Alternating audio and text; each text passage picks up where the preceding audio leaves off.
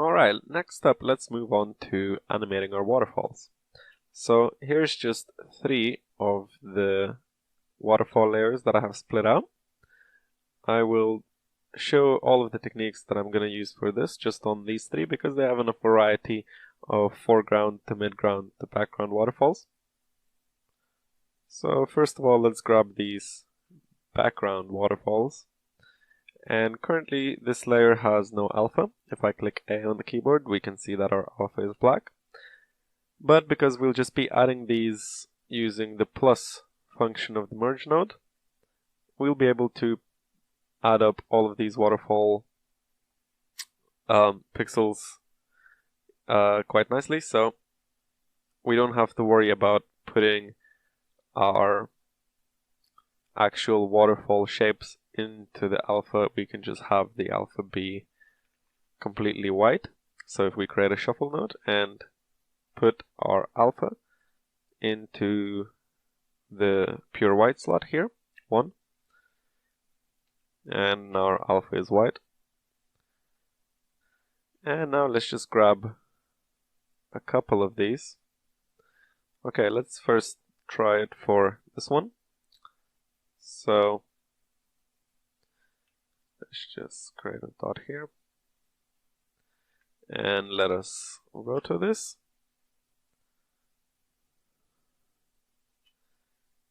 And we'll just select it like so. And we'll turn the color of this roto mask to 0 and invert. And so now our alpha is black on the outside of this selected mask. So now we can just pre-mold, and we have isolated this one waterfall. Now let's again create a shuffle copy like earlier, and we're going to combine this technique with another one. So let's just grab one of these from earlier because I've already done some of this setup. Actually, I'll just grab everything here. And let's just paste this here. And so this way we can reuse setups very easily in Nuke, and it's easy to take shortcuts when you're doing a lot of the same kind of stuff. So let's have a look at this noise, and let's just turn the skew down to 0, and let's reduce the scale by quite a lot. The other way around maybe. Okay, so I'm kind of trying to get the noise to be slightly, I guess, elongated vertically, because that is how the water would go in a waterfall, of course, from top to bottom. And let's set a key in our Y translation on frame number 1, and let's go to frame 50. And let's move this down quite a bit. Okay, so at a distance, in a couple of seconds, maybe we'd get the water falling this much. Alright. And let's go to our distort. And let's maybe increase these values by quite a bit. Okay, so that is far too much right now. This should be a pretty huge waterfall in the distance. So what we could do is reduce the scale of the noise, but we can either do it here, or we could also create a tile node and tile this several times. There's just different ways to do it. So we can do it this way, or we can, in the noise, descale it a bit. So a couple of different methods of doing that. And let's maybe reduce this even more.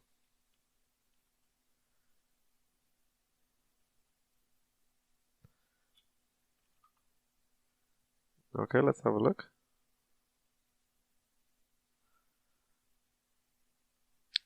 Okay, so we have a little bit. I think that's actually not bad. At this scale, I wouldn't be expecting to see much more than that. Maybe we could stretch it height-wise a bit. Maybe that's a little bit better. And we could also, in order to improve the effect, I guess, copy this. And let's just merge it with this. And so we can set the operation to multiply these values. And maybe set the mix to 0.5, which is like opacity in Photoshop. Maybe even a little bit more. And we can offset this noise because currently it's a copy of this, so this noise will match this movement. But okay, let's try it this way. And otherwise we can try to change the values a little bit to maybe add more detail. But let's see if it's better to just enhance this detail or to add a slightly different one. Okay, so that's a much stronger effect on the movement. We could instead, however, try something different. Let's just make a copy of this. And here in the noise,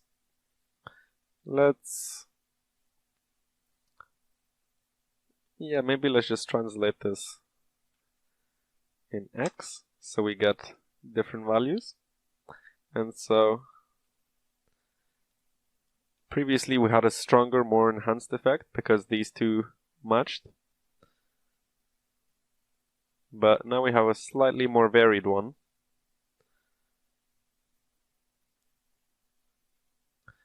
Which I think might work a little bit better.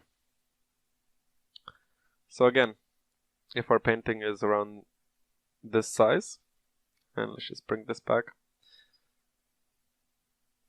and we see this waterfall at this distance, we can only perceive a little bit of movement, but it actually adds a lot to the sequence. And it doesn't have to be obvious, and maybe this is too obvious already, but I hope you can see the effect at this scale. If not, of course, you can zoom in a little bit.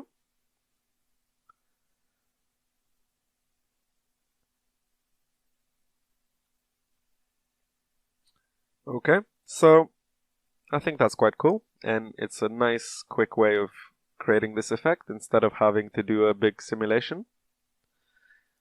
So let's just delete this other version. Let's just keep this. And let's have a look again at the other waterfalls. So here we've just worked on this one, but we can of course either A, apply this same effect to some of the other waterfalls. For example, if you feel like this is at pretty much the same distance from the camera as this, we can just reuse the same effect. And now our alpha is a combination of these two. So if we go here, now we can see this effect on this waterfall as well. And if you find that your position is offset a little bit, you can just play around with the settings here. If we reduce this a bit, now it's slightly closer to the original position. If not, you can always, because this is a still image, just move it up a little bit manually.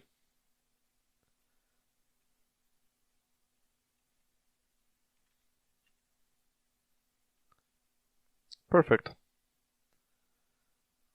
So now we have both of these animated.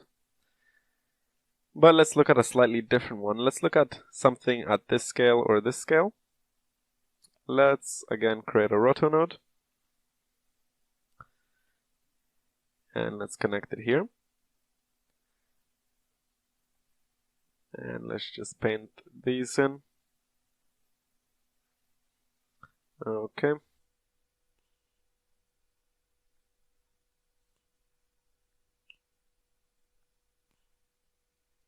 And let's pre-mold here.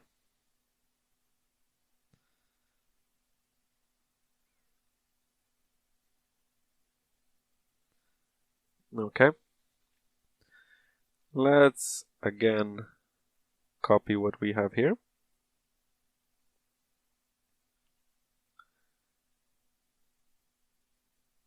Oh, oops, copied the wrong bit.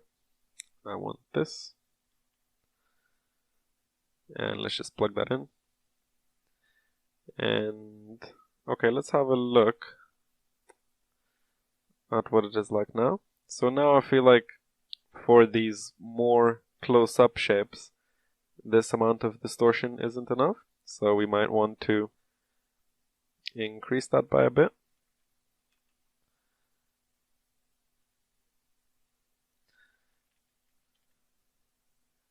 And maybe the scale as well.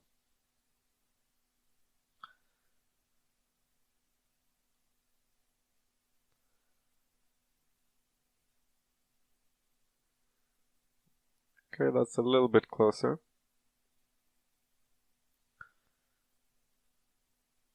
Maybe because they're closer to the foreground, I can make them move a little bit quicker.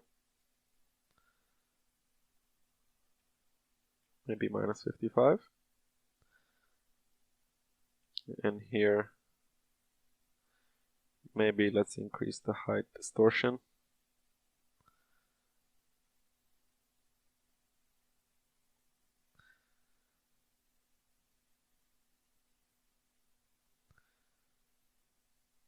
Okay, but I think this effect is a bit too strong. Let's go into our noise and maybe let's just lower the gamma.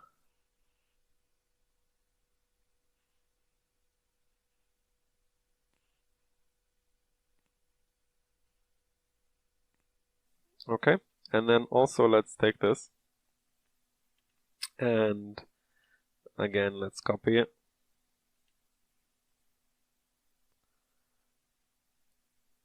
And here we'll offset the noise again, just to have a different pattern for this.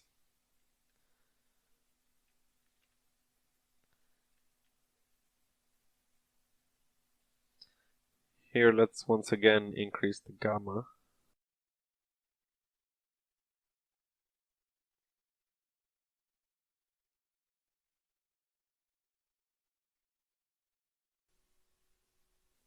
Maybe we could also make this noise move even quicker.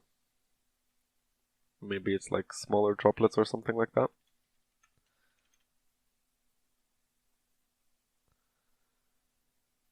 Not that that would make a difference, but maybe they have more velocity or something. Okay, so if we put this on screen at this scale, what do we have?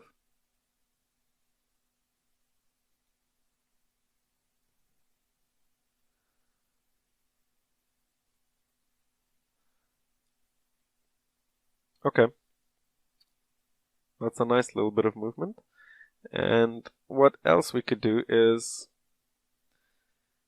we could create a grid warp. And here let's click this button. And this works very much like warp in Photoshop. But by selecting that button, we can just draw a shape around where we want to warp something. And let's decrease the number of divisions a little bit. And let's go to our first frame, and let's set a keyframe for the destination grid. And let's go to our last frame. And let's actually move it a little bit. So remember, the very top of this waterfall is actually hidden by my buildings and whatnot, so I'm not worrying too much about stretching at the top.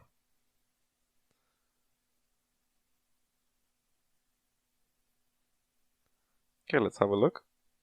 Because this is water flowing from above, whereas this is more like a constant waterfall in the distance, so I'm not worrying about animating that. And let me just confine the render area to this. Okay. And as you can see, we have a kind of a cool animation of a waterfall in the distance. So I think we'll keep it at that. And then of course we can take our other waterfalls and our new one, and let's just merge them together.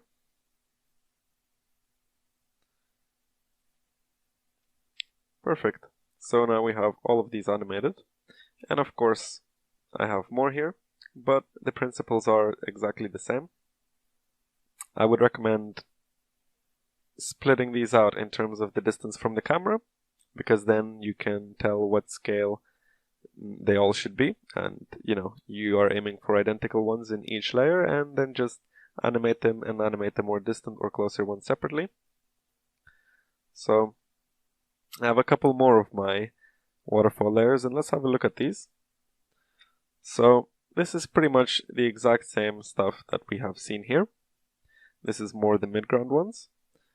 And here, for waterfalls with this kind of shape where it is very distinctive, I would recommend hand animating some warps.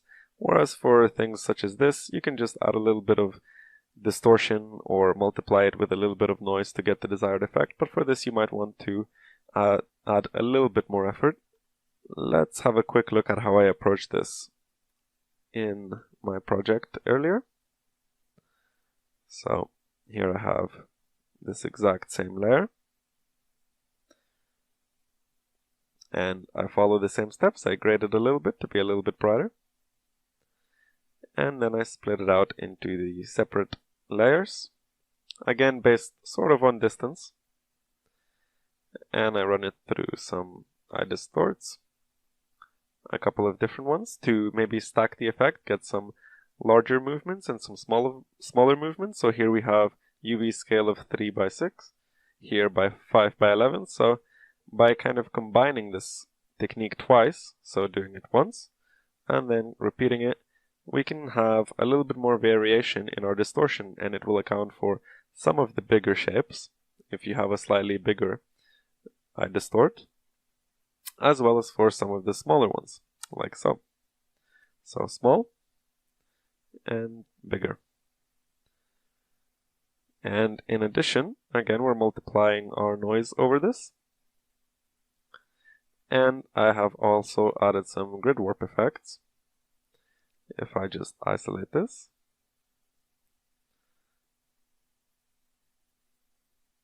like so, and let's render. So here you can see with the combination of the warp and the noise distortion, we can get a cool, interesting effect of this falling water. And because the main shapes that we get within this water are actually being warped, it looks like it's really being affected by gravity. And here at the bottom it squashes down, but this is hidden by some of my buildings in the image, so I planned for that. If we go to our other offshoots here, you can see that here I isolated these large waterfalls. Here's the medium one. And so for the large ones, I use the same technique, but again with different scales. So here I have a small distortion, and then I have a larger distortion, and again multiply that noise over, and I grid warped both of these waterfalls to go down quite a bit, to again achieve the effect of falling water. So let's have a look at this.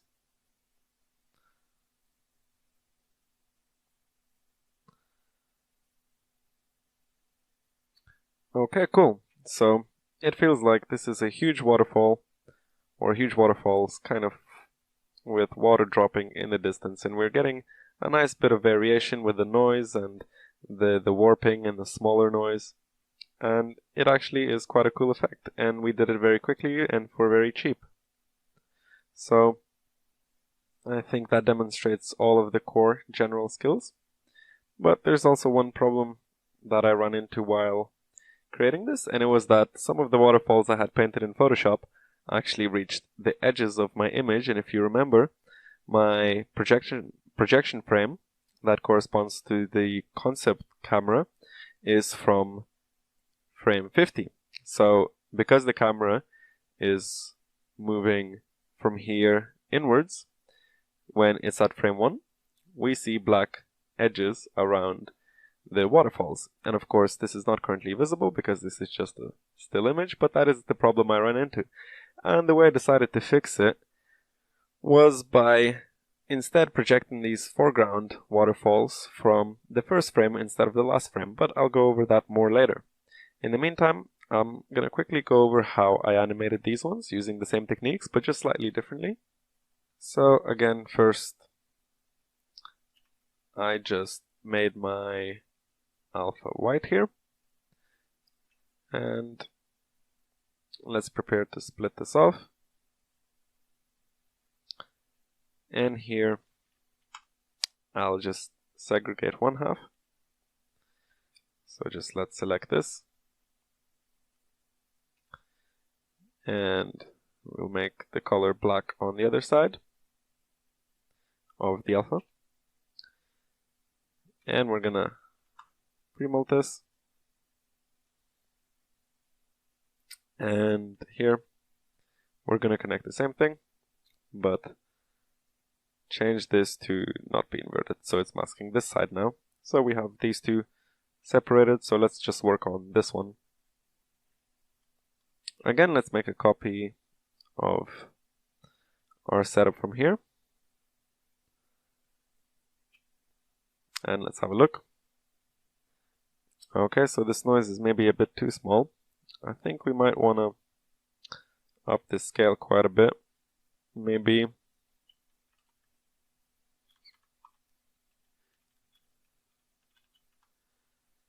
about this big, because this waterfall is closer to the foreground. We want the distortions to be bigger.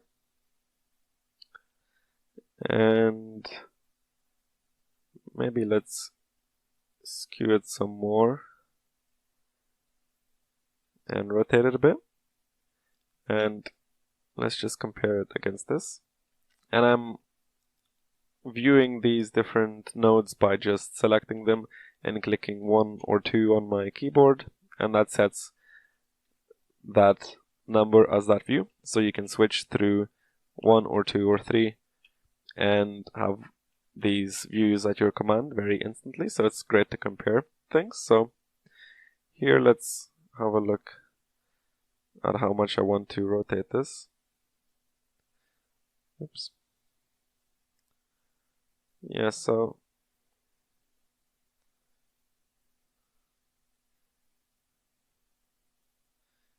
maybe about this much. Okay.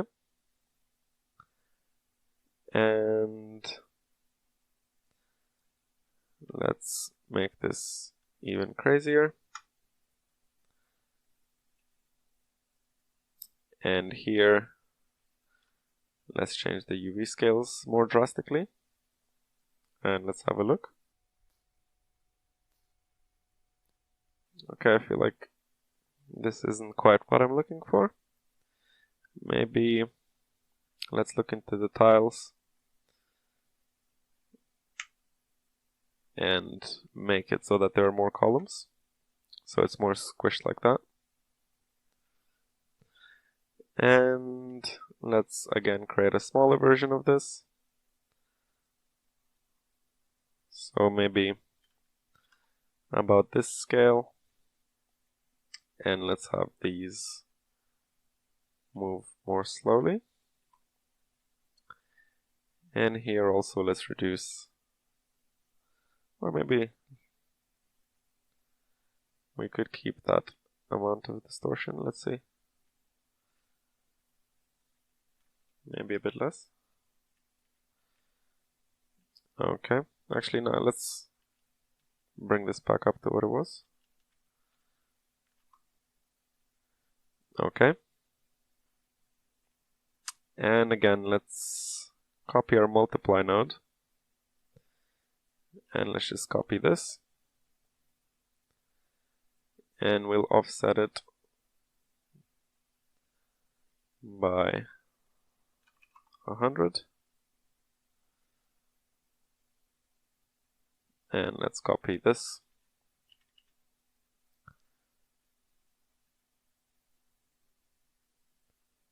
And we'll offset this by 150 or maybe 200.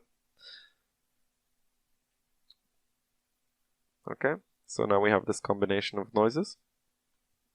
And next up, let's again have a look at grid warping this. So we'll just,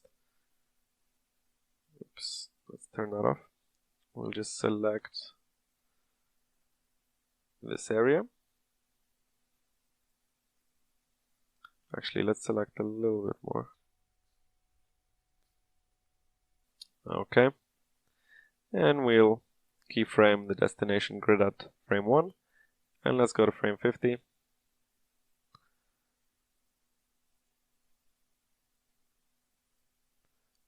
And let's have a look at bringing this down.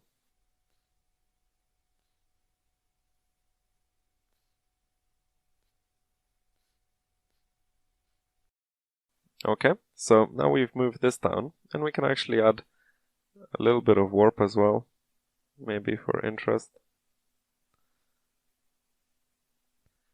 But the problem we have is that I drag too much from the top here, and I'm getting this warping, or stretching rather. So I can actually add some overscan here. So let's just do a reformat. And we'll select scale and do 1.2 and change the resize type to none. And again, I'll copy the same thing. And here I'll do 1 divided by 1.2. So we'll return to our normal format, but here we can paint a little bit outside the borders. So let's just create a roto paint. And let's just select the clone stamp tool. And let's just paint in a little bit of cloned waterfall here. Doesn't have to be perfect because this will barely be visible, but it's still nice to have a little bit.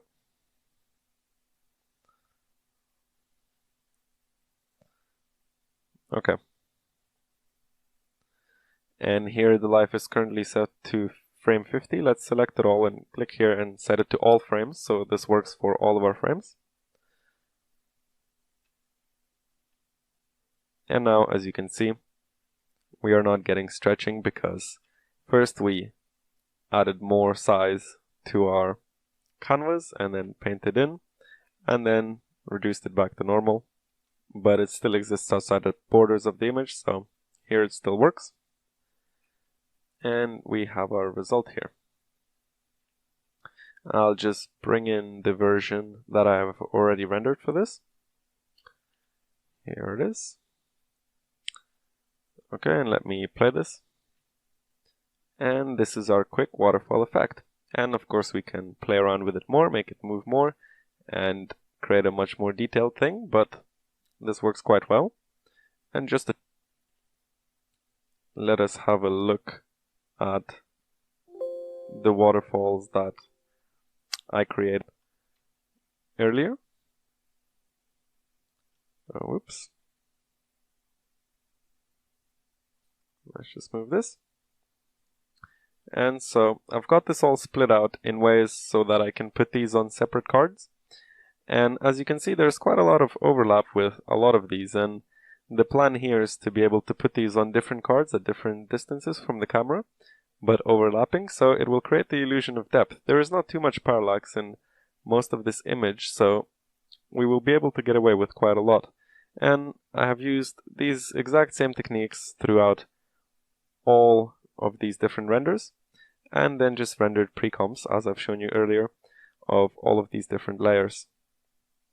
So it's an efficient workflow, and we're able to get some cool results in a couple of hours of work, and we don't have to spend a lot of time simulating real physically correct water, so I always prefer the quickest method.